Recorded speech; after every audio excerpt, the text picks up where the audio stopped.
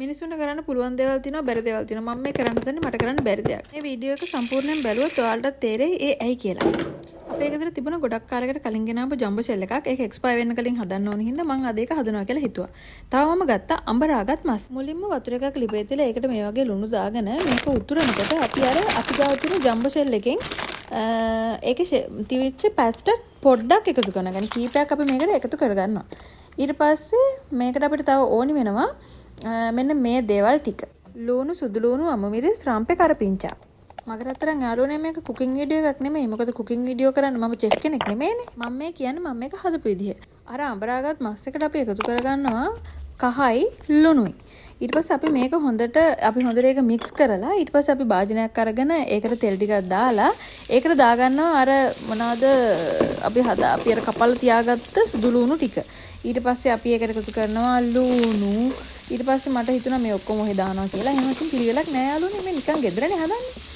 ඊට පස්සේ මම මේක හොඳට මික්ස් කරලා ඊට පස්සේ මම ඒකට එකතු කරගන්නවා අඹරාගත් මස් ටික. ඊට පස්සේ අපි මේ මස් ටික එකතු කරලා අපි ඒකට එකතු කරනවා ඒකට අක්කලා තිබුණාට පස්සේ අපි එකතු කරනවා ඒකට ගම්බිරිස්. ඊට පස්සේ අපි ඒකට එකතු කරනවා කෑලි මිරිස්. ඊට පස්සේ අපි මේක හොඳින් මික්ස් කරගන්නවා. ඊට පස්සේ අපි හැම වෙලේම දාන එඩින්බරෝ එකේ මොනවාද කොච්චි සෝස් එක දාගන්නවා. ඊට පස්සේ අපි තව chili sauce පොඩ්ඩකුත් දාගන්නවා. එඩින්බරෝ හරිනම් මාව ස්පොන්සර් කරන්න ඕනේ. ඕගොල්ලන්ගේ මේ බඩු පාවිච්චි කරනවට වීඩියෝ වල. නෑ බොරු හොඳේ. දැන් අපි ගාව තියෙනවා අර මොනවාද ෂෙල්ස් ටික. ඊට පස්සේ මේ අපේ මික්ස් එක. දැන් අපිට ඕන වෙනවා අයෝලි. තව ඕන වෙනවා චීස් ස්ලයිසස්, ටොමාටෝ සෝස් සහ තව මංගව සෝස් එකක් තියෙනවා. අන්න ඒක.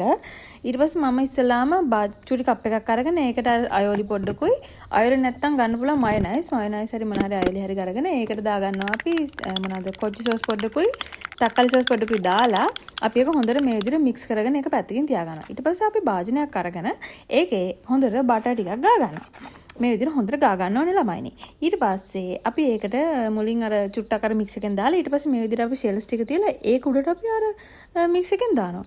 මට තේරෙන්නේ නැහැ මම මේ මොකද කරන්නේ කියලා. නමුත් මම මේක කරනවා. ඇත්තටම මට ඒ අවස්ථාවේ අදහස් තිබුණේ නැහැ මේකේ මොකද කරන්නේ කියලා. ඊට පස්සේ මම අර චීස් ස්ලයිසස් ටික ඒක උඩින් දානවා. ඇත්තටම මම TikTok එකේ YouTube එකේ වීඩියෝස් ගොඩාක් බලනවා මේ ගැන. හැබැයි මට ඒ එකක්වත් නෙමෙයි මම මේ කරන්නේ වෙන දේවල් ටික.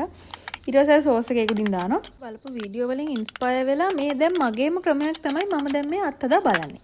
ඊට පස්සේ අපි මේ කුඩිනුත් ආයෙත් අර විදිහට අර මේ අපේ ෂෙල්ස් ටිකක් තියාගෙන ඒ කුඩට ආයෙත් අර මේ චිකන් මික්ස් එකෙන් චුට්ටක් පොඩ දාලා ඒක අපි මේ විදිහට අර කලින් විදිහටම අපි ඒක පුරව ගන්නවා. ඊට පස්සේ අපි කුඩින් ආයෙ චීස් දානවා. මේ චීස් එක ගන්න මගේ ඇත්තටම කිසිම පැහැදීමක් නැහැ. මම මේ දාන වෙලාවේ මගේ හිතේ පැහැදීම තිබ්බා. නමුත් දැන් නැහැ. ඊට පස්සේ මම හැම වෙලේම යාළුවනේ අර හાર્ට් එක දාගන්නවා. මොකද ඉතින් මේ ආදරේ කෑම වලට ආදරේ දානවා කියන්නේ මම ඔය හાર્ට් එක දාන එක. ඊට පස්සේ මම මේක එයාර් ෆ්‍රයි එකේ දාලා සෙල්සියස් අංශක 180ට විනාඩි 8ක් මම මේක සෙට් කරලා තියලා බලනවා යාළුවනේ ඒක ෆේල්. ඒක ඩෙඩ් සම්පූර්ණයෙන් මේක මේ කචල් ගියා. ඊට පස්සේ මම වෙන භාජනයක් අරගෙන ඒකට අර මික්ස් එක දාලා මම ඒක තිබ්බා මයික්‍රෝවේව් එකේ.